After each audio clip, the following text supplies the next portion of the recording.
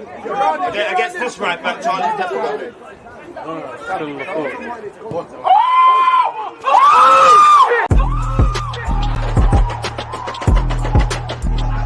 There's always just that act when that defenders, I think, it's like.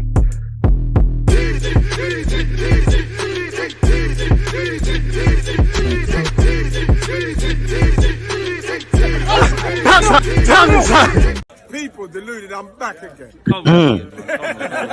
Just as the big man Ian Wright said there, people deluded, I'm back again. Why am I sounding croaky? Let's do that again. People deluded, I'm back again. Good morning, good afternoon, good evening, and in some cases, good night. Big up the Twitch ones. If you're on YouTube, smash the like button. One love to the people in the comment section already. Please make sure you're commenting, you're liking, you're subscribing.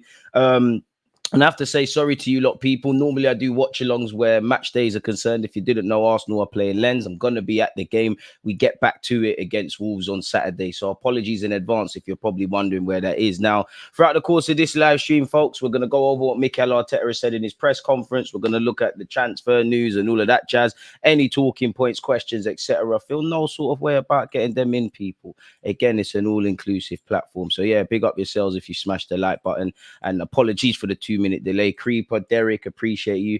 Oh, is this Osimhen deal actually close to happening? Because I think that would be huge for us since we don't really have a quality striker. Till man are holding the shirt like this for this season, anything's possible. Well, apparently he has £130 million asking price. I don't know where Arsenal are at with that. Let's do this a bit differently. Normally, I would like to look over the press conference from Mikel Arteta, but let's go over potentially the transfer news. What's this about? Wait, hang on. What's this? This is weird. Oh, there we go. I feel like I ain't done this for a while. Allegedly, people, James Ollie of ESPN has said Arsenal considered allowing Partey to leave in the summer, but a suitable offer failed to materialize. Amid reports, clubs in Saudi Arabia were also interested at the time. Arsenal are open to keeping Partey, but it remains to be seen whether a club formalizes their interest, as his departure would give Arsenal more financial clout to test Villa's resolve in keeping Douglas Luiz. Now, yeah, in principle, it sounds well, but Partey's injured. Obviously, he's contracted until 2025. I don't know if there's an option in his deal. If you're going to go for Partey in January, fair enough. If you can get an affordable permanent offer, or if it's on loan, fair enough. But his contract is running out. Surely, if you want Thomas Partey, you wait until the summer. And obviously, he's injured at the moment. For where Arsenal are concerned, even if we had what I would have liked in Declan Rice, someone of that caliber in midfield, I would have kept Partey. I think Partey will be moved on because it's an opportunity to get his wages off the wage bill. But there is also a reality where, he could be a use to Arsenal next season, even if we sign another midfielder, who knows, someone in that left-handed 8 side. So we'll have to see. I don't think we'll get much money for Partey. Douglas Luiz's club, Aston Villa, rightly so, under Unai Emery, are flying in the Premier League season. I'm sure they don't want to sell him or lose him mid-season, so we probably have to offer more than what we believe Douglas Luiz is worth. And as I keep saying, smash the like button. That's not what I'm saying. To be fair with you and brutally honest with you lot, if I'm Aston Villa, I'm saying you had 65 to 70 odd million for Kai Havertz, bid that, and we could probably have a conversation. Do I think Douglas Luiz would listen to any potential proposal? Yes. Do I think there's a willingness from Arsenal to get a deal done? Yes, but I don't feel that's enough. You have to put the bread down, really and truly. So that's where Thomas Partey is concerned. Apparently, Arsenal and Man United have submitted inquiries for Gabriel Moscardo, who in the last 48 hours, 1 minute, he's a Chelsea player, then Paris Saint-Germain are interested. And I think he had a good game last night from what I can remember seeing the highlights. I could be wrong. But allegedly, Arsenal and Man United have reportedly submitted inquiries to sign Gabriel Moscardo, whose price tag is 30 million. According to a report by ESPN Brazil, Arsenal and Man United have made their first move for Gabriel Moscardo. The Premier League bigwigs recently approached Corinthians for the Chelsea target. Meanwhile, the Brazilian wonder kid has a price tag of 30 million. Gabriel Moscardo is one of the most coveted midfielders in South America. The 18-year-old has captured the attention of numerous high-profile clubs in Europe since turning professional with Corinthians. He made his first team debut this year and has featured regularly for his club throughout the 2023 season. He's played 24 times and he's got a goal, people, and he's also broke into the Brazilian under-23 side. As said, Arsenal, Chelsea, Manchester United have been name dropped. You could probably throw PSG into that. Chelsea tried to buy him in the summer, so we'll have to see. Obviously, Edu is Brazilian. We're doing this kind of youngster thing at the club. From what I see of him, I like him a lot, really, and I think he could be a good long-term option for Arsenal Football Club. But do I see us spending 30 million on him in January? Probably need someone that's more ready-made, ready to make an impact for us in midfield right away. And I'm not saying he can't, but he'd be joining mid-season. He's going from Europe to playing in the Premier League. Obviously, you know what Arsenal are potentially fighting for. It's a lot to ask for an 18-year-old, if I'm completely honest with you. Osimhen is wishful thinking, in my opinion. Midfield is paramount. I feel like Arsenal need to keep doing what we're doing, and we have a high quality chance of winning the Prem. I don't know, man, because I think, you know, we're a bit shy in terms of what we need. For me, I do believe we can give a good go of fighting for the league, and I do think we've improved defensively. Our game management's improving. But do we defend of a club that is of champions? I think we're beginning to do that, but we need to improve defensively. We need to be a bit more street smart as well. Like when teams are there to be killed, go and kill them. And we need to create a lot more. So I do think for us to win the league title, there's a lot that Mikel Arteta and the players have to do from a training point of view or on the coaching front.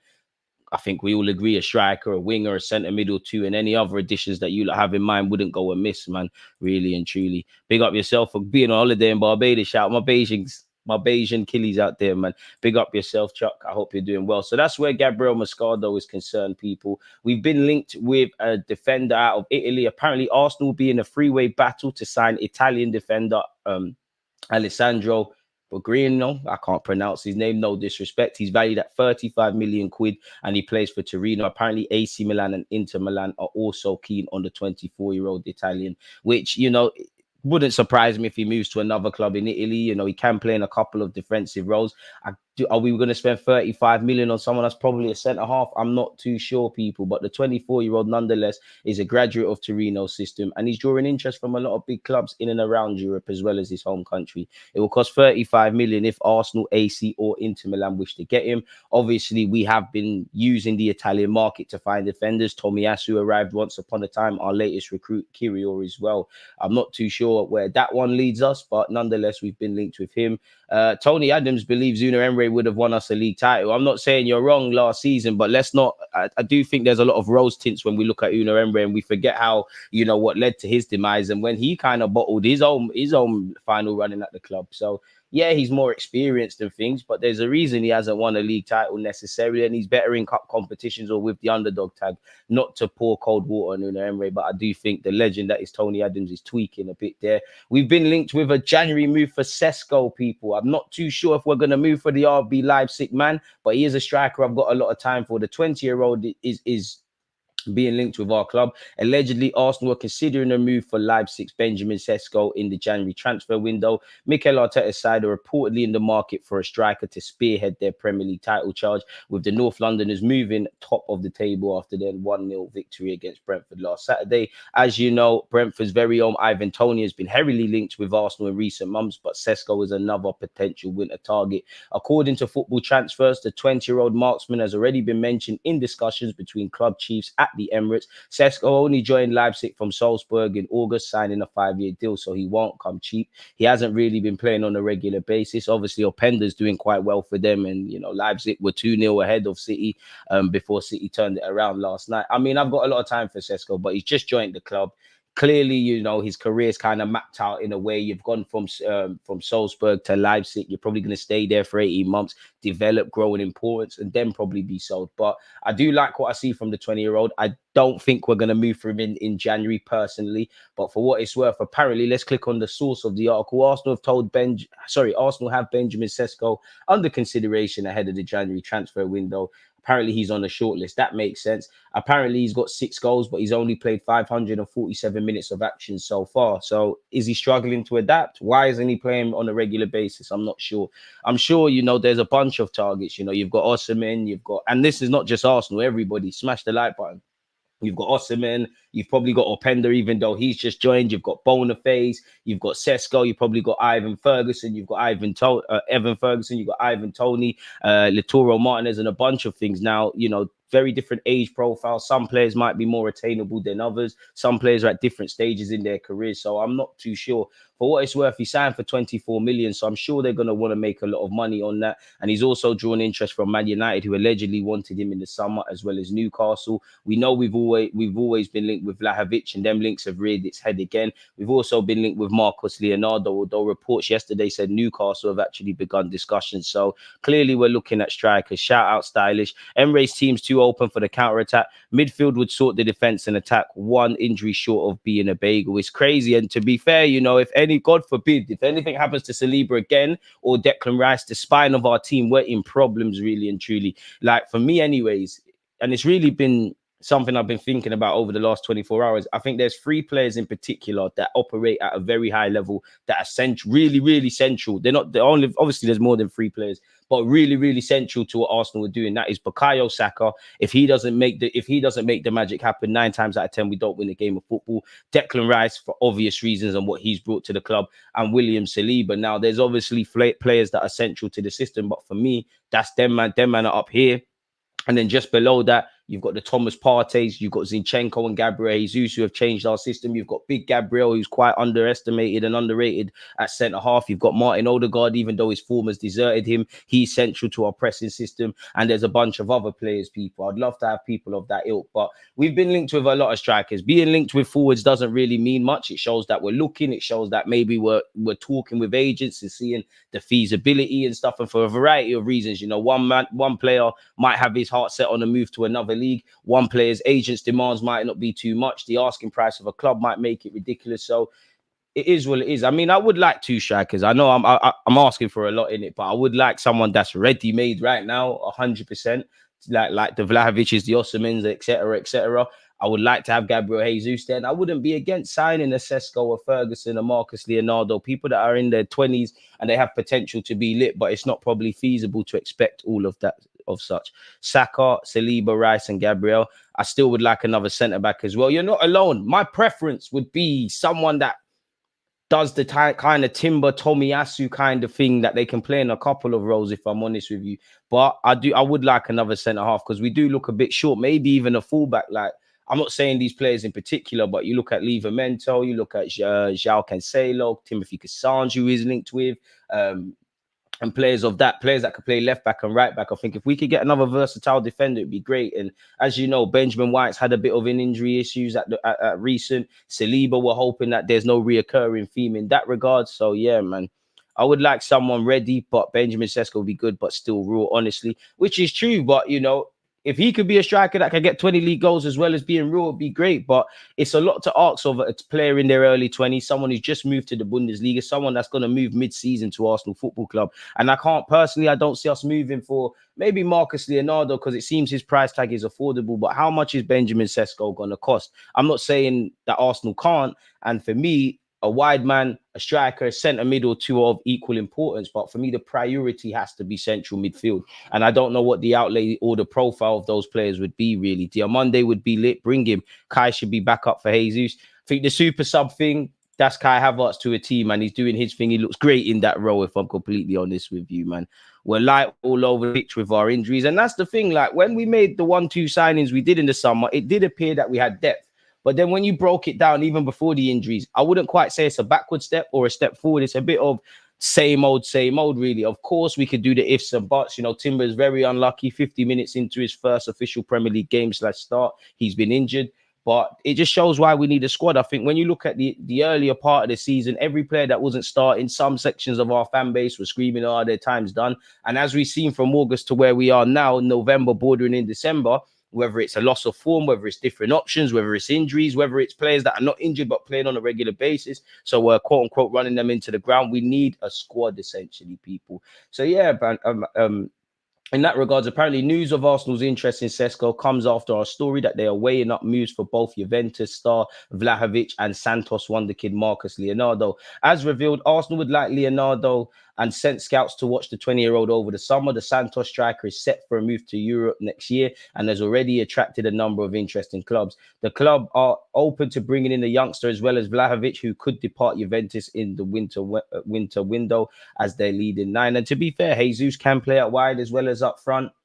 Obviously, there is a case for 3 strikers. If you've got someone that's earmarked for the future as well as someone that's ready right now, it'd be great. But The dream is free, the hustle is sold separately. And to be fair, Marcus Leonardo's agents come out recently and said, you know, in the winter market, they're going to keep it moving. So we've spoken on Sesko, Vlahovic, indirectly Marcus Leonardo.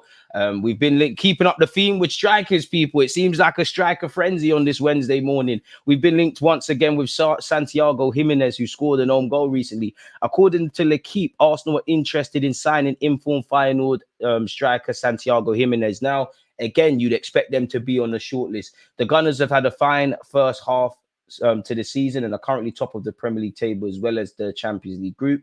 Despite this, there's constant speculation that the club could pursue a new striker in January, and L'Equipe claim they're keen on signing Jimenez. I mean, he's going to cost big money. All of these players are going to cost big money because the striker market's on the floor. People know British clubs got money, really. Apparently, Arsenal, Spurs, Inter Milan and Real Madrid have also been monitoring the 22-year-old's interest, folks. I wonder what that would mean for Eddie Nketiah. Does he go out on loan or does he be sold permanently? Because I'm not going to lie, I do think Eddie's improved. He's under contract. If you were to loan him out for a couple of seasons in the Premier League, and I'm not saying, he's the best thing since sliced bread, but if he significantly improves, kind of mirroring to a degree what we did with Balogun over there in France, you could sell him, get him off the wage bill, reinvest and whatnot. So yeah, we've been linked with Jimenez, people, who is quite a lit player, really. He's got 18 goals already this season, essentially. But this is said, but we have doubts over him. Okay, I hear that. We won't waffle about that. There you have that. We did speak about Jeremy Frimpong yesterday. Allegedly, he's got a £40 million release clause. Romano reveals June transfer is likely as Arteta scouts buy-in player available for 34 million. So 34 million pounds, 40 million euros probably makes sense. Arsenal are one of the clubs interested in signing Bayern Leverkusen defender Jeremy Frimpong at the end of the season, according to reports. I know he's played for Celtic as well as Manchester City, and he's a Dutch international. Forgive me if I'm wrong. Did he not come through City's academy? So it probably helps us with homegrown there as well, really. He's been on fire for the Bundesliga leaders. I mean, Xabi Alonso is doing great over there in Germany. Granit Xhaka is doing well. And to be fair, Leverkusen's fullbacks are on fire. Gelmondo on the left-hand side, Jeremy Frimpong on the right. They're doing lit stuff, really and truly. Apparently, he'll be available for £34 million. When his release clause allegedly becomes active at the end of the season. According to Romano, the Gunners have scouted Frimpong in recent times and that a summer exit from Leverkusen feels likely. There's been plenty of stories about Jeremy Frimpong and a £34 million release clause in his contract. I can confirm there's a clause, and he's certainly a player who is greatly admired around Europe after some fantastic performances this season.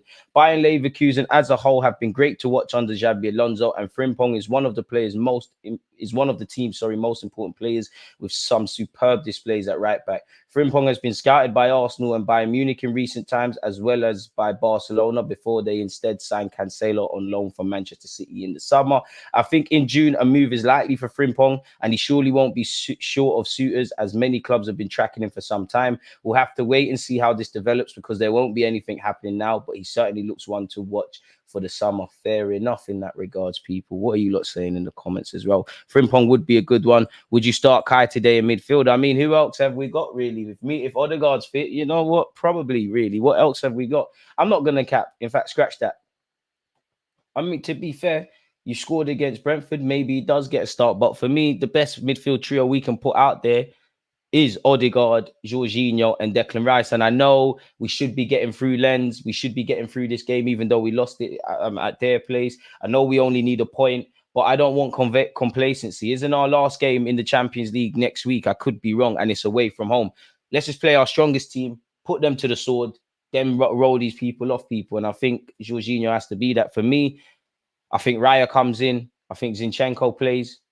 Depending on Benjamin White's fitness, I'm give or take him or Tomiyasu on the right-hand side. Obviously, Gabriel and Saliba. I just said Jorginho, Declan Rice, and Odegaard. For me, Saka, Martinelli. I'd probably drop Trossard out for this game and probably go with Jesus through the middle, man. Who would you sign as a midfield replacement? I like Monaco's Fufana. I like Zubamendi. I like Coop Miners at Atalanta. I like Douglas Luiz. But again, these lot are all going to cost big fees, man. So It all depends. But yeah, that's Jeremy Frimpong, people. Apparently, Victor Osimhen to Arsenal gets huge Fabrizio Romano update as Napoli inform Edu of a record-shattering fee. As you know, he's someone that's admired by a lot of clubs. He's been linked with Arsenal and Chelsea primarily, and he's actually been linked with Paris Saint-Germain, who, based on yesterday, could do with him, really, especially if Mbappe cuts. He's contracted until 2025, and you'd imagine in the summer when he has a year left, anything from 100 to 130 million probably does it. Frimpong overlapping runs to open up space for Saka, true, but he'd also have to invert. We all know Arsenal would need a striker, and big up Arsenal's former striker Akpom. Apparently, Palace and Fulham are looking at him. Ivan Toney's been linked with Real Madrid to go with Arsenal and Chelsea. So we'll have to watch that one closely. Garassi, who's seen as a probably wonder kid's been linked with Newcastle. One has to imagine this for this, in the striker market in the summer, it's going to be a bit like a domino effect, man. Would Osimhen leave, though? I think he stays at Napoli. I think there's every reason to want to stay at Napoli. But, he said he found it difficult to turn down Saudi Arabia. Obviously, Napoli, I'm not going to say they've reached the pinnacle, but what gets better than winning a Scudetto, where, forgive me, but Napoli are never really the favourites to win that. What really gets better? Are they necessarily going to win the Champions League? Maybe the law of Premier League, the London lifestyle, playing in the Premier League, earning a lot of money could be enticing to him. My guess is he goes Chelsea personally. I think everyone will be in there for him, really. It seems like everyone wants a striker. Garassi is pushing 30, man, said Wonder Kid. That's a bit harsh to say he's pushing 30, but I hear it, man. Fofana, Monaco in January. Again, I can't see them letting him go. I know you're a professional guy and like getting on with your work, but could you give some Champions League predictions for tonight? What do you mean in relation to the games today? Let's actually see exactly what's being done in that regards. And to be fair, strikers peak late, to go back to what's said. I think Man United beat Galatasaray 2-1, but I hope Galatasaray and Zaha put them to the sword. Sevilla versus PSV. So prediction to humor you.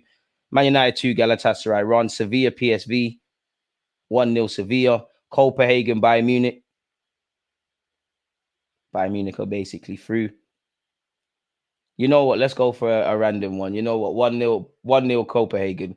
Real Madrid, Napoli, 2-0 Real Madrid. Sociedad against Salzburg, Tierney FC. So I'm going to go 1-0 Sociedad. Braga, Union Berlin, 1-1. Inter Milan, Benfica. Oh, it's at Benfica's place. You know what? 2-1 Benfica. And Arsenal Lens today. 3-1 Arsenal, 3-1 Arsenal, man. It seems like we save or at least where this season's concerned, anyways, our free-flowing, entertaining football probably been reserved for Europe, really. Maybe it's because teams don't really double up on Martinelli and Saka. So hopefully that's answered your question. But in relation to Romano and Osimhen, with Osimhen's agents also reportedly having met with Arsenal officials last summer to discuss a possible future move, hopes are growing that Arsenal could yet pull off one of the most significant signings in their history. However, trusted transfer guru Fabrizio Romano has had his say on the matter and has played down the Gunners' prospects of signing Osimhen in the winter window. But he admits a summer deal may well be on the cards after revealing to court or side that Napoli may be forced to sell the 27-time capped Nigerian international.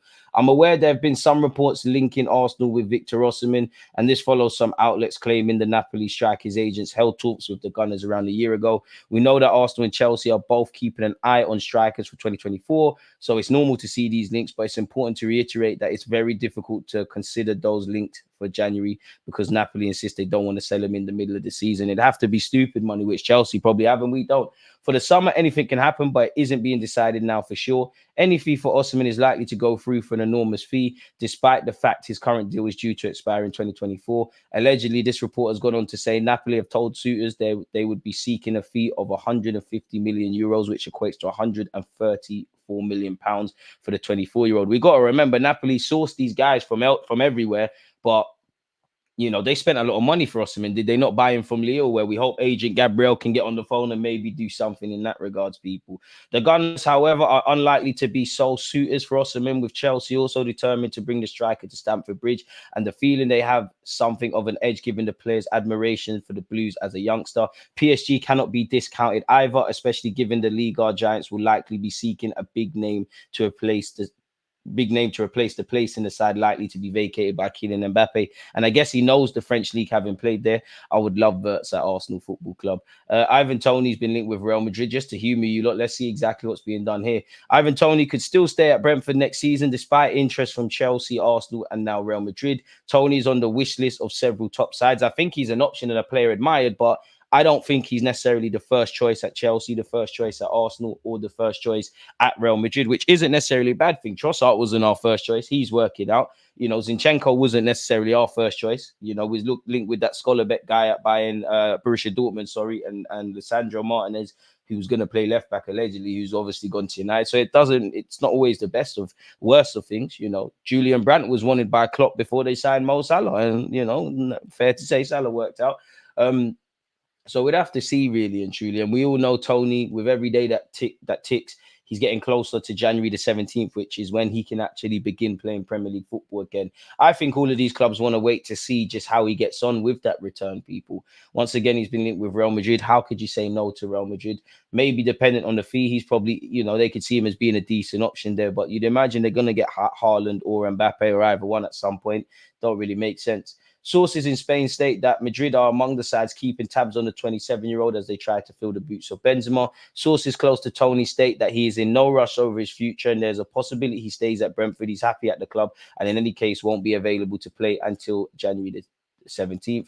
The Bees are set to offer a new deal to the striker. Unless that's got a release clause, forget about it, and hope to convince him that he doesn't need to move. He'll have 1 year left on his current deal at the end of the season. His current contract is due to expire in 2025. So again, I do think it will be a bit of a domino effect. Chelsea have him on a short list, but he's not the club's number one target as they look for Osimhen. Mikel Arteta is also an admirer of Tony, but he has asked his bosses to challenge Chelsea allegedly for Osimhen and bring in who he believes is the best striker in Europe. The Gunners, is he? Haaland's about, but fair enough. The Gunners are also still keen on Inter Milan captain Lautaro Martinez, who the club tried to sign 18 months ago. And there's rumors he's going to sign a new deal at Inter Milan. So that's a myth.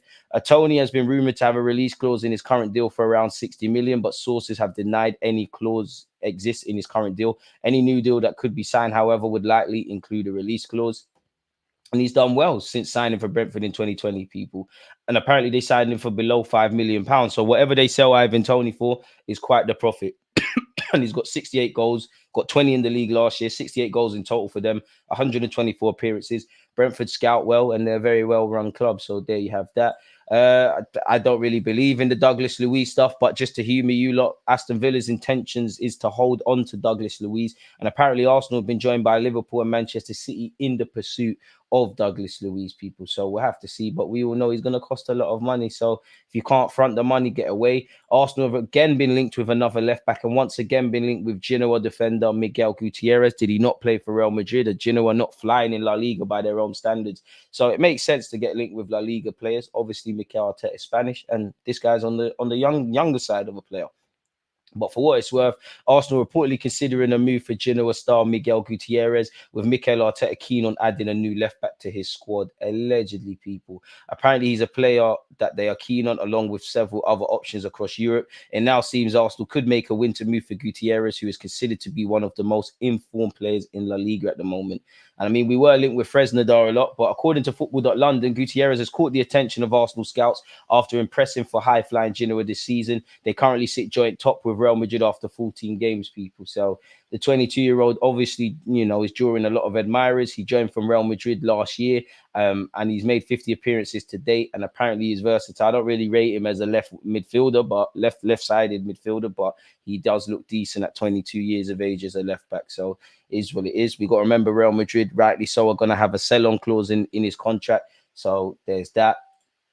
And Arsenal are fighting for who? I mean, we're fighting to sign Radu Dragozin, allegedly, who plays for Genoa, who his agent has not shut his mouth and said that he's spoken with a couple of big clubs. But then he mentioned Spurs. If Nice win the league, Thuram will be expensive. Be expensive anyways, man. Tony or Sesko would be decent. I think Tony would more likely immediately help our case of fighting for a league title, but I would rather Sesko, if I'm honest. It really is Daily Douglas to go with Daily Dusan a few years ago.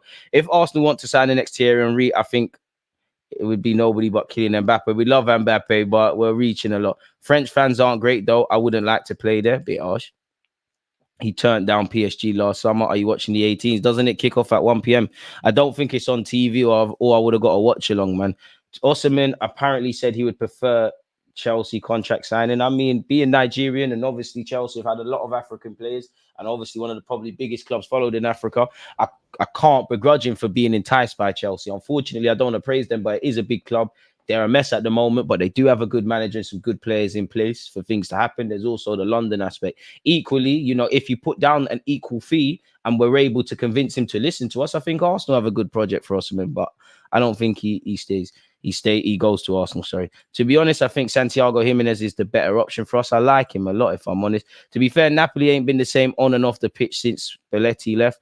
And again, you never want to be the last one to leave a rave, really and truly. The only way is down, with the greatest of respect for Napoli, winning the Scudetto.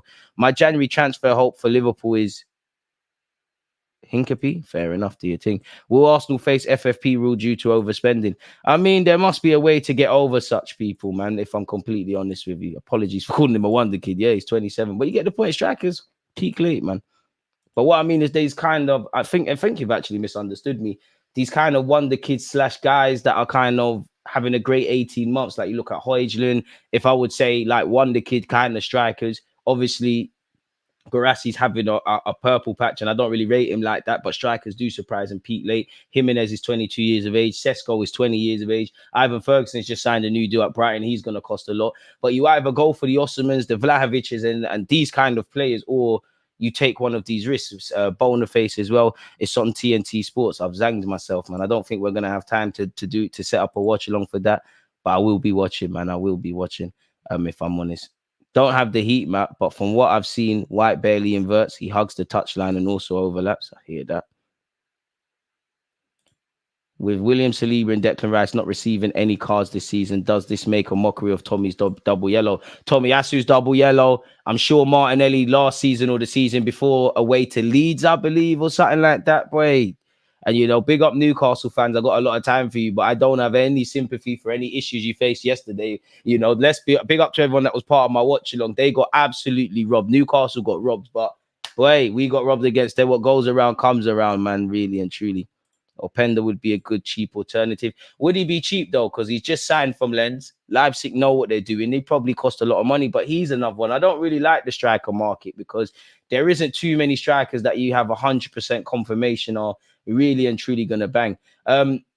Let's see exactly what Mikel Arteta has said in the press conference. On Fabio Vieira's fitness, allegedly he has had surgery. Yeah, we've got a problem with him. He's been having some discomfort and we tried to have alternative treatment with him and he wasn't improving. So we sent him to a specialist and that was to get an operation done in his groin. And we did that yesterday. We're expecting him to be out for a few weeks now. So it seems like minor surgery. I've got zero sympathy for Newcastle. You know, I do have sympathy for us football fans because it's ridiculous. You know, as a Sunday league fullback, like what could Livramento do?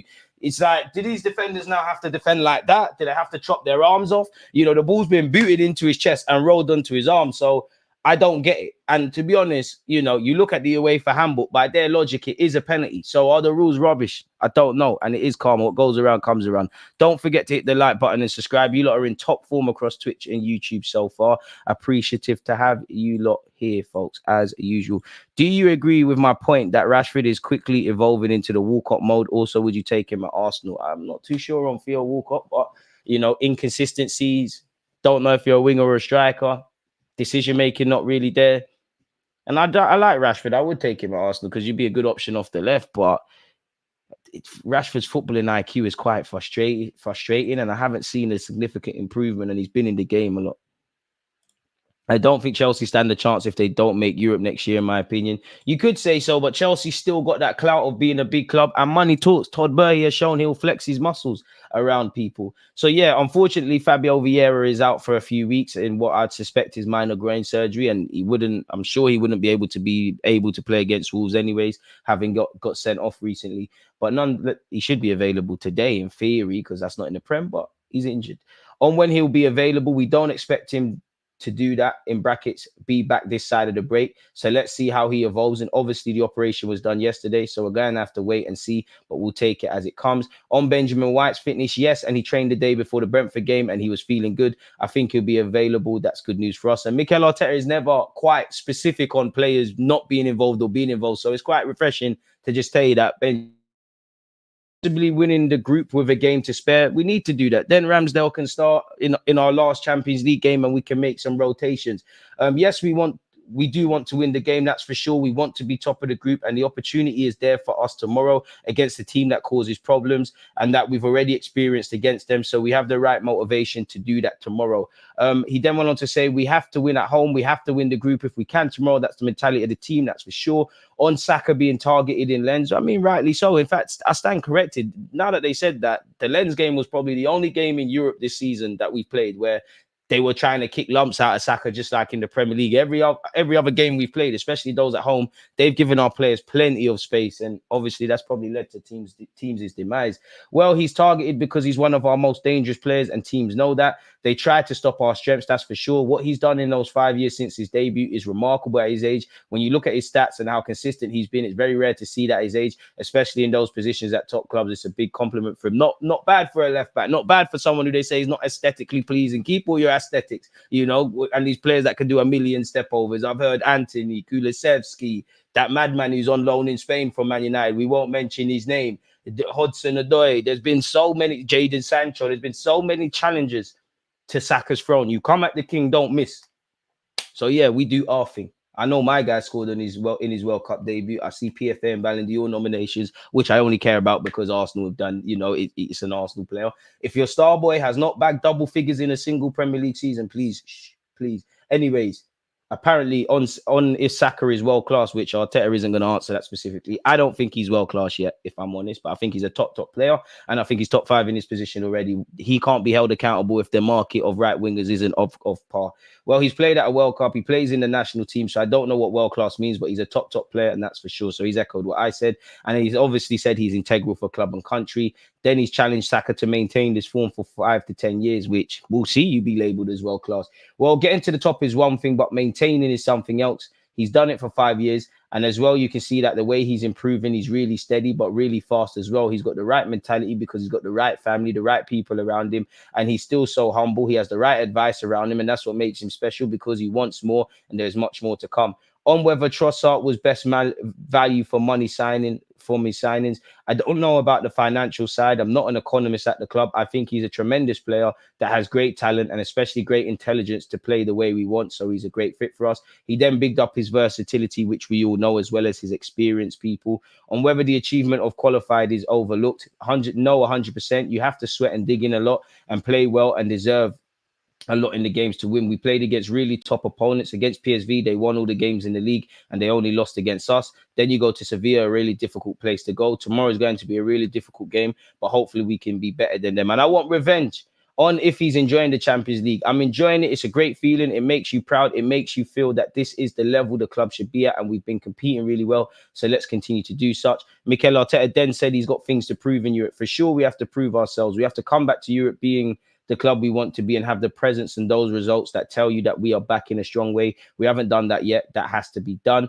On how he deals against teams defending deeply, boy, this is the age-old question, something we probably waffle about as Arsenal fans week in, week out, day in, day out. Would you take Osimhen Dembele? On ability, 100%, but and we could do a lot worse, 100%, but you just know he's going to be hot and cold. He's going to have injuries. He's going to have issues over his, regarding his consistency and playing at the consistency. And on ability, yeah, with all the other things, probably not the best, man. Bit off topic, but you got to sign for Gundo Torres in FM, bought him for 9 million, and he's been doing wonders for me. I hear that, man. In relation to Football Manager, we're actually in January. I can't, putting my Football Manager cap on, I can't talk about transfers at this moment, but I'm actively working to sign players that can improve our club. Osimhen is 150 million. Who knows? It could be 100, it could be 130, it could be 150. It's 150 euros, 130 pounds allegedly. Why don't we play Zinni in midfield, Tommy at left back? To be fair, I think Mikel Arteta spoke on that, and he said that we basically do play him there. He said by practicing, like everything, obviously when there's less space and more density, it's more difficult to score a goal. I think we've attacked much better than we have done in other moments when the team defended with that block. There are certain things that we're insisting a lot to do to create more issues for opponents. The more we practice, the better we will be. Sometimes we don't want to provoke that, but we will because the teams want to do it. It's about finding the right key to unlock the doors in relation to what teams want to do. On reducing the openness of games compared to last season, game stage is a big thing. Last year, we scored a lot of goals in the first minutes of games. Then the games becomes difficult. The opponent becomes more open. The opponent has to do many other things, and we haven't been able to do that often. So when you compare the time we've had in winning moments last year to this year, it's different. But the league is different. Expectations are different, and the players are different. The most important thing is to keep winning. I hear that, and I can't disagree. On whether he ranks Trossard, Trossard ranks in terms of two-footedness compared to Santi. Big up Trossard, but I think Santi's better than you at that. I have to see Leao take a corner with his left foot. When he does that, then maybe he's so good, but Santi was something special. I mean, tell Santi Cazorla, come play in midfield for us. We could hardly do a lot worse. On our defensive record, the satisfaction is where we are. We have to find a way to be where we want to be, and this is exactly where we want to be. It's not going to be as fluent. It's not going to be as hectic because there's no space to run. When you are sitting in traffic, you want to go 100 miles per hour, but I have 3 buses and 55 taxis around me, so it's tricky. We need to get to where we want to get to, and in order to do that, we have to be really solid, and I think we have been really solid so far. Mikel Arteta, you're a good manager, but these analogies are crazy, man. On whether it is possible to have the best of both worlds, I think game state is a big definer of that, and you see that time and time again in the league and in Europe, because in the Champions League, what happened? Against PSV, we were really exciting because we scored early. Against Sevilla, it was the same, and that's a big thing. On when Smith Rowe and Partey could come back, people, and if they could come back before the January break, which apparently there's going to be a break, a winter break in the Premier League again, and there's rumours we might go off to Dubai. It's a possibility, but it depends on how they evolve. Emil has already been on the pitch doing some jogging, so I don't know how long it's going to take. That's quite positive. Normally, he's a quick healer, and Partey is the same. Arteta, you're lying on provoke. Man said Thomas Partey, a quick healer. We've been here before, Arteta. We've been here, you know. Please, you're my guy, but you're lying to us. We have to make sure that when they come back, they're at their best as well. We don't want to rush them, but at the same time, the team needs them because at the moment, we are missing some key players. Science midfielders in Jan. On our midfield options, yes, but it is what it is. We have been really unlucky with some injuries. Some others, they can happen to any club. We are not the only club with injuries. So the luxuries and excuses don't really hold up if we did have some. Where they happen, it's a bit critical. The one with Timber as well, because we are really light in the defensive line. That was a huge blow, but the team needs to find ways to adapt and keep performing and winning games. On whether Zinchenko can play in midfield, he plays in that role. Coming from a different position in the attacking phase, he doesn't play there in defensive positions because we believe we have other players to do that. But it is a possibility. It's a good question because he is on it and it's a possibility. Fair enough in relation to that. Trossard has allegedly been speaking as well, people, in the build-up to this game. On scoring in all of our home Champions League fixtures so far, it's always nice to score, and especially in the Champions League in front of your home crowd, of course. On the importance of winning our group, it's very important. That's what we want to do tomorrow. We want to win and be top of the group and have a good feeling going onwards. On scoring 2 goals in his last 3 games and whether he should have 3. Of course, it should have been 3, but that's football. And I think we have done really well up until now. And like I said, we want to finish it off tomorrow by winning. On whether he thinks it was fair, his goal was disallowed against Brentford. Trossard, unfortunately, I've seen a couple of your goals ruled out for offside, and I think you were harshly done by. But what I like is, unlike the Newcastle game, whether it was pretty or not, we found a way to win, really and truly, regardless. But there's one rule for one and 20 for others. Is it more just what? Is it just more? I think you mean, is it just more Zinni's the only one who takes risks when creating? I think Arteta isn't necessarily being honest there. Clearly, Zinchenko's in the defensive line and has to defend, but to a degree, it's about accepting a man for what he is. Zinchenko can improve defensively. He said it himself, but he's never going to be a great 1v1 defender. We're never going to speak about him specifically defensively how we might speak about Gabriel in defensive duels or Tomiyasu or Kirill. But Zinchenko going forward can offer us stuff. It is all about balance and obviously game situations. This is why you need a squad. Some games it's a Tomiyasu thing. Like you look in the first half against Chelsea, Jorginho and Zinchenko on the defensive transitions, they're in issues. Sometimes, you need Timber, who Zinchenko is way better than him in terms of inverting. He's got a bit more about him, but Timber isn't too far away from him. And obviously Timber is 20 times as good as Zinchenko defensively. So there's different games for different personnel, man. Why don't we stick with the proven English Prem quality players like Rice and someone like Tony? That's my opinion, DG. I hear that. And to be fair with you, we have been buying Prem players. It didn't work out with Willian. Mixed success with David Luiz and Petr Cech.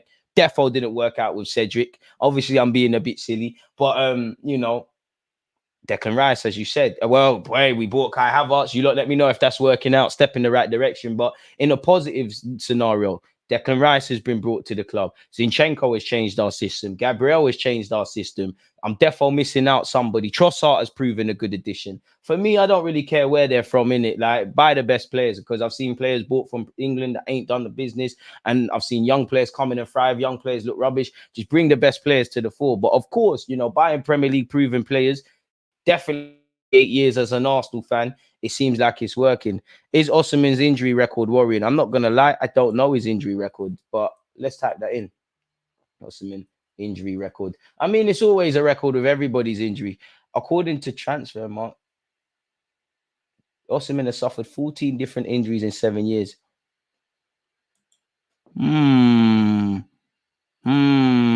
That's not good news, is it? To be fair, this season, he's missed 6 games with muscle fatigue / a hamstring knock. I can't lie, he's had a few in it. Like, I didn't even know, man. Shout out to you. I didn't even know it was a thing like that. I'm not gonna lie, boy. I don't know. At 24 years of age, mad injuries. To be fair, you got to go back to 16-17 season, but it don't look good in it. This season alone, he's missed 47 days and 6 games with a hamstring and muscle injury. The season before, he had an adductor injury, had a hamstring injury. He's had COVID. Obviously, he had a broken cheekbone. I'm not going to keep that against him. That's crazy. I'm not going to lie. Good find there, man. Of course, naturally, that's going to be crazy concerning, really and truly. Where are we with this though, with Trossard? Big up you lot, people. Keep them coming in. DG been telling, man, he's injury prone. That's scary. It's scary. I can't lie. It's scary. You know what? Optimistic approach, man. He'll get over that at Arsenal. We'll get over that. You know, we got rid of our doctor. You know, my Manchester United supporting friends were bantering us about poaching our doctor. Our doctor's gone over there. They don't seem like they can keep their players fit. So maybe it's a bit of an inside job. The eye socket was unfortunate. Yeah, I'm not going to knock him for that. Like, your eye got bust in it. Like, that's not really a thing. But maybe, I don't know why he's injured. It could be just coincidental. He could just be injury prone. It could be how Napoli are looking after him or not looking after him, you know, because Partey wasn't injured at Atletico and he's come to Arsenal and he can't stay fit. So maybe I don't know really, unless I speak to him, specifically and get a view into this or speak to the appropriate medical departments. I don't know. But to hear 14 for someone that is going to cost 100 all the way to 150 million, big up just for that as well. That is scary, if I'm honest. Very scary. You know, Trossard obviously said that's football when his goal was disallowed. There are so many things that you can think about, but in the end, it's a disallowed goal. So you have to move on. And that's what we did. We kept on going. And you can see that at the end, we were rewarded for it. On how we've coped with playing in the Champions League, I think very well. We are together as a group now. We want to finish it off tomorrow. We want to be top of the group going into the next round. And I think we've done really well. So we have such a good group. And so much quality. I hope we can cope. On VAR, he said, I can only speak for myself. Obviously, with VAR, we want the best possible outcome, but everyone can have mistakes or sometimes things can happen. If it doesn't go your way, then you have to take it on the chin in the moment. Obviously, it's not nice for yourself, but you can't change it in the moment. It's the same with my disallowed goal that we had in the game. Maybe it's offside, maybe it's not, but we have to move on. It's for the guys who work with VAR to deal with it. So it's not up to us to change anything. And he said we still need to get used to VAR. I'm pretty sure I speak for all of you. No one wants to keep waffling about VAR. Like, it's just getting real annoyed at such people. On the boost, our supporters give him, it's massive. You can feel it straight away when you walk onto the pitch. It's amazing, especially in the Champions League. It's been a long time for them as well. So it's a special moment when you can share it with the fans, and we want to win tomorrow and share it with them. On whether it's difficult to play in different positions when Arteta has such specific demands, I have to be switched on every day, to be honest, but that keeps me on my toes. I suppose that's the way it goes for me at the moment. I need to bear in mind that I can play in multiple positions and I need to be ready in each one of them. And I think I'm at the moment, and I try to compete and play in the best possible way. On whether Mikel Arteta does anything specific to help him slot into different positions, not particularly, but I've played in each position now at some stage in my career. Obviously, it's been a bit longer in some positions, but I can adapt really quick, and it's obviously no issue with me. Obviously, he's adapted to life at the Emirates because he's a Premier League proven player. He's a bloody good one, and he fits our philosophy. Obviously, he's worked on both feet, and we've previously heard that before. You know, he's lit at that. Big up his granddad. He said, my granddad always told me you have to practice both because it will help you. Big up granddad. He knew on playing different positions. If I'm honest, I think Trossard's just happy to play because he's unlucky, I feel, in that you wish you could play 12 players. There'd be more minutes for him. on being a finisher rather than a substitute. At the end of the day, it's just a name, but everyone wants to have game time. But it's also about mindset going into the game. If you have the right mindset, I believe good will come to you. And I think that's what's happening to us. There's so many finishers scoring already this season. I think we've had the most subs impact and scoring our games. On if we can replace Xhaka in midfield, I don't think the left-sided 8 personally is Trossard, but he has played there before. And according to the game, I guess you can get away with it. He said, yes, I think so. It's a position I can handle as well. I've played there with the Belgium national team. If I can get a run, it's different, but I need to be switched on because it can change every week. It's based on the game plan. Not every team plays the same system, and the manager thinks a lot about those things. So it's up to me to keep going and pushing to have game time. On how it has been playing against deep defenses this season, it's natural. We've seen it at City, for example. When you're doing so well as a team, people are going to adapt. That's what's happening to us as well. And it's up to us to get the game plan and try to create as many chances as possible to win the game. Obviously, he's bigged up our set piece coach, and he's spoken on his connection with Bukayo Saka. It's a coincidence at the moment. B has so much quality, and it doesn't really matter who is on the ball. I always try to get into great positions. B has already shown that last pass he can play that one, and you need to be ready for it to come. Every goal I got on the end of it, and hopefully there are many more to come. He said on playing for him in Brighton, I wasn't the fullback playing against him, but you could see his talent already. I had to focus on my own game back then as well, but you could always see that he has such a big potential. He's such a great player. On where his positivity comes from, I mean, what alternative do you have in life? It's a tough question, to be honest. I always try to be positive in general. I've learned over the years, especially when you're younger, not playing and are down, it will bring you even more down if you're not positive. If you are, good things will come to you in life in general. I have 2 kids now, so they help me a lot as well. Everyone around me, they're the same as me, or I won't let them in my circle. That's how I want to go in life. So very mature words from Trossard, if I'm honest with you. In terms of, the preview, apparently a draw or a win will guarantee us progression from the group stage, while defeat could see us still go through with 1 game remaining if PSV lose to Sevilla. So we all hope Sevilla can win, but let's handle what we need to handle. Win the game is as simple as that, if I'm honest with you. Lens have it all to play for. Currently 3rd in the group and level on points with 2nd place PSV, people. Since we met in early October, when Lens came from behind to earn a 2-1 win against us, they've had a positive run of results in Liga. They followed our Champions League meeting with draws against Lille and El Havre before putting 4 past Nantes without reply and drawing to Lorient. This month, Lens have earned a 1-0 and 3-0 wins against Marseille and Clermont. So you can't, and they're 6th right now in the French league. So while we should be filled with optimism, we need to relax a bit. Obviously, we've listened to what Arteta has said. Their manager said, the ambition is always the same. We know that the opponent is stronger than us, but that doesn't mean we won't be able to pose problems. We'll have to raise our level of play in all aspects to try and compete. What is certain is that we want to be there. We will have to be there with our usual principles, our arguments, and our strengths. We all know that in the Premier League, Fabio Vieira is serving a suspension and could have been available today. He's had surgery. He misses out. Timber obviously misses out, as does Smith Rowe and Thomas Partey. Apparently, people, while he is eligible to play in Europe after being sent off in Liga, and Danzo will be back as well. When they played us off the park when we played them in the last game, if I'm honest, we couldn't cope with their away fans, and things just didn't go well for us. So we're going to have to be good, really. We're going to have to, pardon me, be at our best. It's as simple as that. While we probably will go through even with a defeat, that's complacency in life's a killer. It's one thing getting in the room, it's another thing staying there. So let's do what needs to be done in that regards. I know there won't be a watch along from myself today, folks, but it's normal service resumed on Saturday. So yeah, make sure you've turned on your notification bell. And there's a bunch of videos actually to come from me today as well, people. So make sure you're alert to that. I went over Jamie Carragher's comments about whether we can win the league or not. And I did a video speaking about Declan Rice. I'll get the links for you lot in a second. I promise you Galatasaray are going to beat Man U for real. Please. I want them to lose. Of course, I want Man United to lose.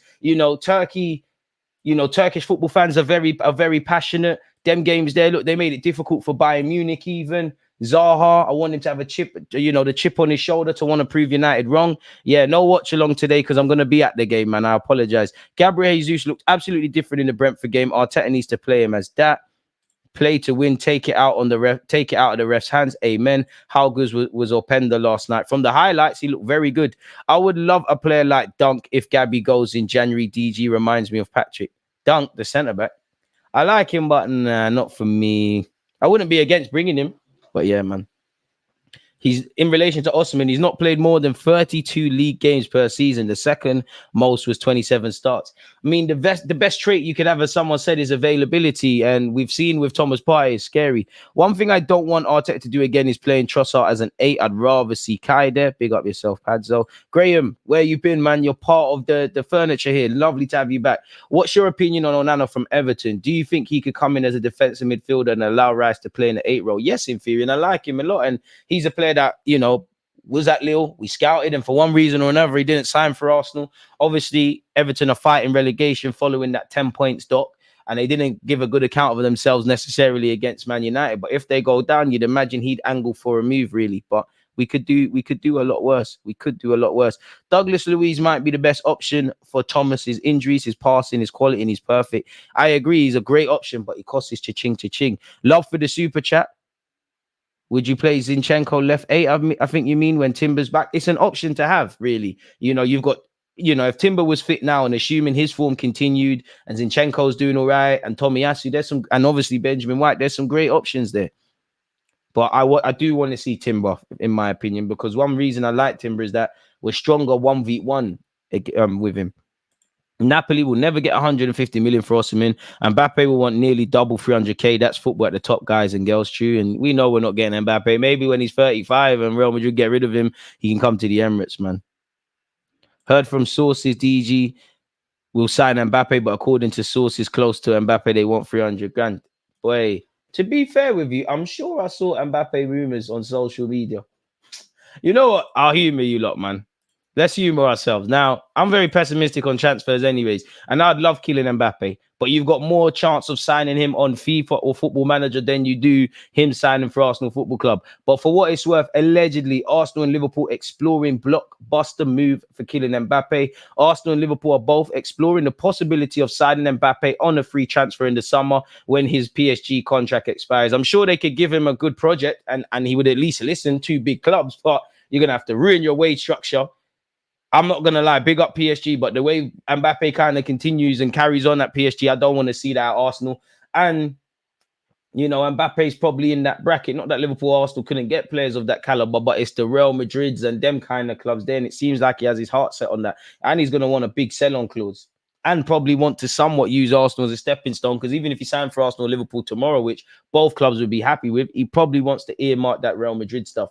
I wonder if Real Madrid will cut ties with him and say, forget it, because he just...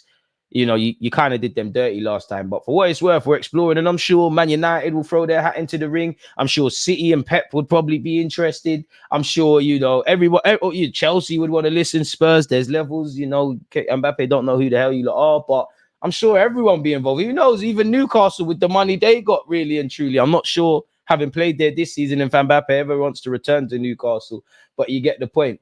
Apparently, PSG are still hoping to keep hold of him, people. The Daily Record has reported that both Arsenal and Liverpool are trying to work out whether they are able to tempt Mbappe to the Premier League, exploring the financial and sporting parameters. Whatever the highest wage Don is getting at both clubs, that is going to be shattered. Naturally, that is going to have a knock-on effect. You've just given Saka and all these players new deals. Now, these men are not Mbappe level, but they're going to want somewhat payment in line. So the wage structure is going to go out the bin. And with FFP, is this really realistic? I mean, not that I'm a finance man or any of these things. If it could happen, it can happen. But just seems like nonsense. Love Kylian Mbappe. If you do want a real challenge, you could sign for Liverpool, but sign for Arsenal. You know, we'll give you the number 14. Don't worry about who's got that now. We can give him a next number. You could be Thierry Henry, man. That's the real challenge. Anyone can win champs at Real Madrid. Ceballos did. Come to the carpet, man. Wenger, go and talk to him, man. I am a bit angry, though, if I'm honest with you. Like, the fact that we never got Kante, Mbappe, Dembele, you know, we got Saliba, but and whatnot, but we're the French poster boys in the Premier League, and we never really got none of these kind of guys. Mahrez, I know he's not French, but these kind of guys out of the French market. Bernardo Silva when he was at Monaco. So, yeah, man, I don't think anyone believes this, in it. But to humour you lot, we've been linked with Kylian Mbappe, in it. Once again, get Tony, forget these players in Farmers Leagues. Bit harsh, man. Bit harsh. I wouldn't be against Tony at all, man. I like Rashford, but he's very frustrating. But we could do a lot worse. He'd be a good option in our team. But I do want a striker. And the thing with Rashford, I know he actually, you know, helped Man United against Everton score from the right-hand side. But I don't think he's good as a right-sided attacker. I don't think he's sensible enough to play up front. I think you're a left inside forward essentially. So there you have that, man. Interesting talking points. Big up the channel members. Tonight we're battering Lens 3-1. Not really a battering though. Well, go on, Killy. Not really a battering, but I'll have it. I'll accept that. You know, I just want to win. Of course, I would love a clean sheet, etc. But I just want to win. We need a point. Let's go for it. Real Madrid may go for Haaland. I agree with that, man. But like Haaland's probably going to get a new deal at Man City. The way it looks like the City deal was structured in that they know he will move on. And I think they're going to get Mbappe and Haaland. But there's also a reality they get neither or one of the two. So who knows? If Mbappe came to Arsenal, have to get Henry for the announcement vid would go crazy. Mbappe said if he wants to play for a team in England, it'd be Arsenal. I mean, I don't believe anything footballers say. And Mbappe is a diva. The way he took Real Madrid around the houses, every minute he throws his toys out the pram for club and country. He's a diva, man. You know, these hoes ain't loyal, bro. You know. For the women and the men out there, like it's like believing in what the opposite sex is gonna say. Like for me as a guy, I don't really believe in what women tell me. I'm not the only one trying to be the only one. Really, it's quite sad. And Mbappe, boy, he talks a lot in it. Great footballer, but I don't trust a word that comes out his mouth, man. He's them guys that say, "Yeah, I'm gonna shout you," and they never shout you. Forget him, man. Quality player. Sign him in Football Manager or FIFA. Lord knows how much I would love to be wrong about Kylian Mbappe, you know, but yeah, it's a myth. Yes, DG, they play for us. They play us off the park. Hopefully, Saka and Martinelli are on top form. Because I'm going to the Emirates, I can't lie. I want to see sourcing. Our best football has been reserved for the Champions League. And I will do reaction videos and all of that stuff when I get home, people. I'm actually going to try and do a match day vlog of a sort because you lot have been getting on to me. It's not really my thing, but I'll give it a go. So yeah, man, I want to see sourcing. I want to see Saka scoring. I want to see Martinelli scoring. I want to see Jesus doing that.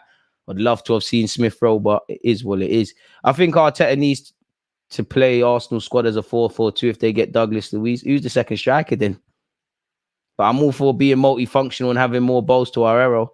Villa definitely won't sell unless Luiz spits his dummy. I mean, he could spit out his dummy, but it'll just be like Brighton, you know.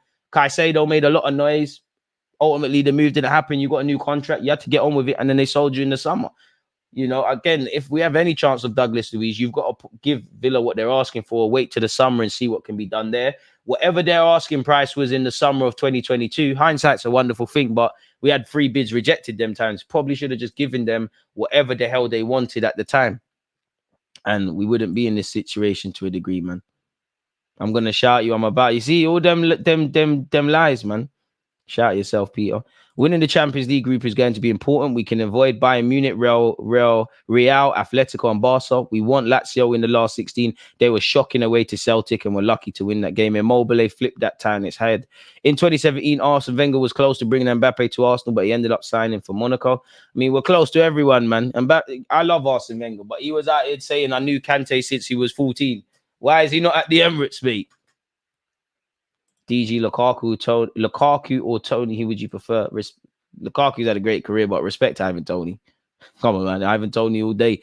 Let's just get Tony, which to me is a step up from Jesus, as he can do the same thing, but Tony has aerial ability and he's more aggressive. I think he's more of a proven goal scorer. Big up Miles Lewis-Skelly for being in the squad if he is in the squad. I think he's more of a proven goal scorer, and I do think his link-up play means he's a perfect fit for Arsenal. But is he a step up from Jesus necessarily? I'm not sure. At least we don't have Strictly Come Dancing Anthony boy by the club who has him. I don't think we're getting Osimhen either, man. But the dream is free. The hustle is sold separately. If Arsenal can get Onana and play Rice as a number 8, we're sorted. And that could also take Arsenal levels. But I don't think Onana's the better DM. Me personally, I want to see midfield addressed. I would love to have Declan Rice, another man able to play as a 6 and 2 8s. And then by all means, Declan Rice is an 8 or a 6. And then you've got other things. I think there's too many question marks in our midfield. I think we can improve in all areas, but I think defensively there's some good options. I think in the final third, I would love a winger and a striker, but I think we've got some decent options. Whether we like Eddie or not, whether he's the guy or not, he's shown he's got a role to play, even though we could upgrade on that. Trossard's clearly good. Martinelli, Saka are clearly good. Nelson's got a role to play. I think where you look in the midfield, there's more questions than answers. In terms of longevity, Partey, Jorginho, El Nene are all on the wrong side of 30. I don't think all 3 will go in the summer, but you have doubts over every one of those, probably Partey of recent weeks. their long-term futures at the club. Declan Rice is the only one there that you say can be here long-term and things like that. Yeah, you've got Fabio Vieira, Odegaard, Smith Rowe, Kai Havertz, these guys that can play in the 8. But yeah, Havertz needs to come back to that Bundesliga form, man. When did he leave Bundesliga? About 20 million years ago. We've got 80 likes. Can we get to 100, folks? Tillemans would have been free last year. It's true, but is Tillemans even pulling up any trees at Aston Villa like that? He looked good. He looked good off the bench, I believe, against Spurs, if I can remember correctly. But is he pulling up any trees? Tony's an upgrade. Nah, with his off-field issue, I wouldn't trust Tony. But like DG said earlier, we have to wait and see how things pan out before making a concrete decision. I mean, I think obviously Tony. There was them clips a few years ago how he's saying F Brentford when he's around some girls and that, and he's been betting, but. I don't think Tony's got a family, and it seems like Arteta is getting his players to breed and have family, have become family men and things like that. I don't think Tony's a concern off the field. Lionel Messi, for example, how do we know Messi's not in the club week in, week out, day in, day out? It's just if you're doing the business, who cares? I just think Tony isn't the first choice, and like I said, I think it's a domino effect. Havertz is a workhorse, to be honest, doesn't get credit for that. I mean, you deserve credit for that, but playing devil's advocate, should we really praise any footballer for working hard? It's the minimum. I don't think your job praises you for working hard. It's the minimum, really. And I do think anytime we start praising footballers for working hard, we're one, probably trying to overcompensate because we're not seeing the business, and two, the bar's on the floor. Appreciate you, Green. We're looking at 6 or 7 players needed. That looks like another 2 summer transfers. We're not Chelsea. I hear that. What about Vlahovic? On the basis that Mikel Arteta scouted him heavily, bring him, really. And I don't really know what to think of the Vlahovic rumours, because I think the bulk of them is the fact that Arsenal are looking for a striker. We've been linked with Vlahovic in the past. I wouldn't say setting the world alight at Juventus, and there's rumours they want to get him to sign a new deal. So is there any real truth in the links? I don't know. And that goes for all of these things, if I'm honest with you. So who knows? If I'm completely honest. But yeah, man, we need to top the group today. We need to talk the group. Very interesting talking points from you lot. What hard working, therefore, it's the minimum, bro. Like, if working hard's the minimum, like if we're praising Kai Havertz for working hard, like, do you stand out from anyone? Odegaard works hard. Jesus works hard. Zinchenko works hard. Gabriel works hard. Saliba works hard. Benjamin White works hard. And I'm not trying to get at Havertz. You deserve credit for that, but the bar's on the floor. Working hard's the minimum. You don't praise Mayweather or when he was boxing for being consistent. Yeah, you do, because to us mere mortals, not saying he's a god or nothing, but you admire it. But it comes with the territory. I don't necessarily want praise for bringing out videos on a consistent basis. It comes with the territory, and that's like with you lot. Telemans is a bench option with Bailey. Diaby's ahead of both. Plus, there were rumours Telemans fell out with Emre as well. I'm a Liverpool fan, but he did well last season. It's the results that pay the bills. I hear that. My philosophy is I don't believe they're coming till they're in the shirt bearing our badge. Until I see them holding the shirt, lying to us in some cases how they've been an Arsenal fan since birth, then I don't really believe such. Tony will probably get another betting ban. Just needs to be a bit more slyer with what he does, innit, really. Arsenal's window for a title this season or Arteta's project has to end harsh. But I guess you have to be judged by harsh premises when money's been spent and you're managing this big football club. I can't disagree with that. I don't think it's as white and black as Arteta doesn't win a major honour, we sack him. But at the end of the day, what is this project meant for? Where are we building towards? If you go after Vlahovic, you might need to offer Partey in exchange, as Juventus have shown interest in a January bid for Partey. That could be something, but the thing would be, what the Arsenal, value Partey as, and what would Juventus in theory value him as? Because that could shed some wages off the wage bill, and Bob's your uncle. We're happy, we're laughing, we're happy as Larry, but we never know, really. I mean, had Partey have been fit, I don't know where them rumours would have been and whatnot. Me personally, I would prefer I actually think there's a reality Partey could do a job for us next season. Again, bringing in another midfielder and addressing midfield, because although Partey was fit for around 40 appearances last season, he still got issues in that regards. So I'm not too sure, man, really. With Partey, you're never fit, you're never confident about his fitness, and he's a quality player, but the best trait you could have is being available. If you're not available, it's question marks. It's not just working hard when I say he's a workhorse. I mean, he's literally an Arsenal player that covers the most distance when he starts. I rate him for that, but you should be doing that. That's the one thing Kai Havertz has fitted in. Off the ball, you've done well. You just need to show a bit more on the ball, really, and have those decisive moments. I mean, there was times we used to say that about Mesut Ozil, where it never looked like he was running around, but he's covered the most distance. I can't praise you for that. I hail you up for that. I praise it for you. I do sound like a hypocrite. I do give you your dues for that, but that's a minimum. What separates you from every one of those midfield options? I think Jorginho works hard. I don't think there's a single player in this Arsenal team that doesn't care, that doesn't work hard, and all of those things. That's a bare minimum, really. We're praising Havertz for starting melees against Newcastle. The bar's on the floor. I like the guy to a degree. I'll always support anyone that plays for Arsenal.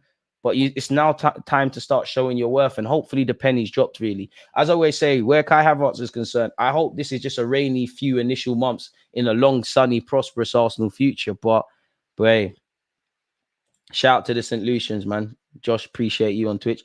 I don't think if keeping a player on 200k with that injury record is best play for the club. That's true. But for me, as I said, I would love to have Partey, a fit Partey, Rice, 2 other midfield options. And then I think my midfield just feels a lot more comfortable, if I'm honest. But I do think the club will look to get rid of Partey purely because, the last 2 summers, we brought in a lot of players. We've given new deals to a lot of players. Partey, depending on what we do between January and next summer, or January and the start of next season in the summer, I think it's a chance to get rid of his wage bills, really. And it is what it is. I don't think the club were actively trying to move him on last summer.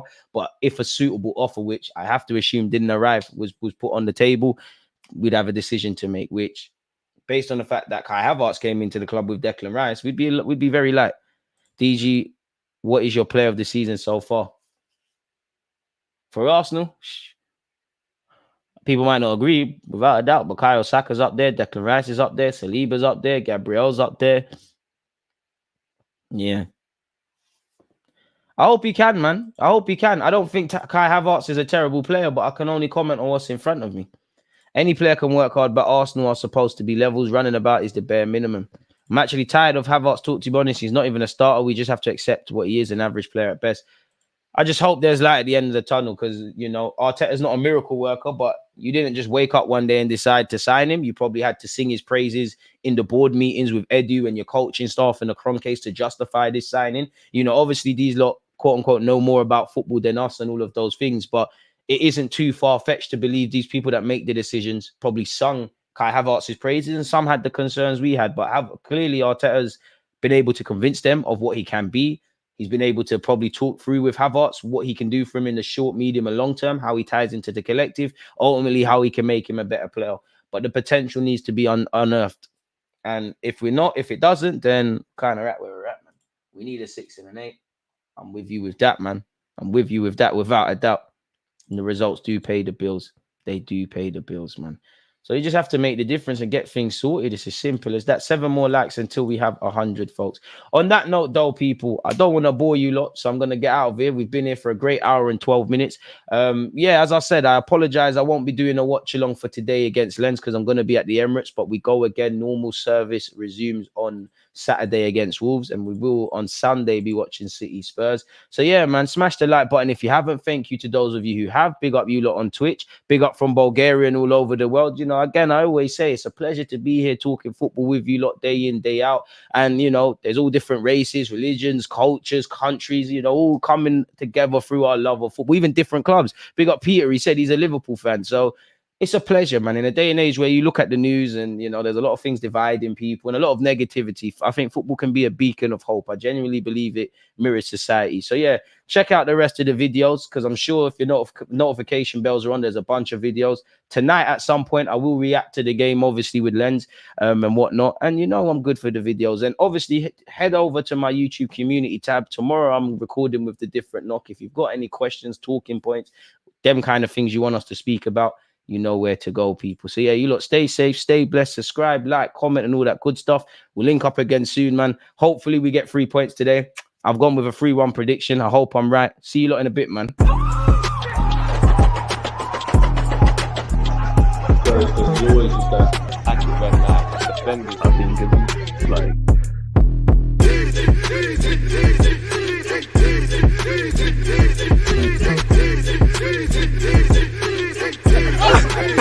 tongue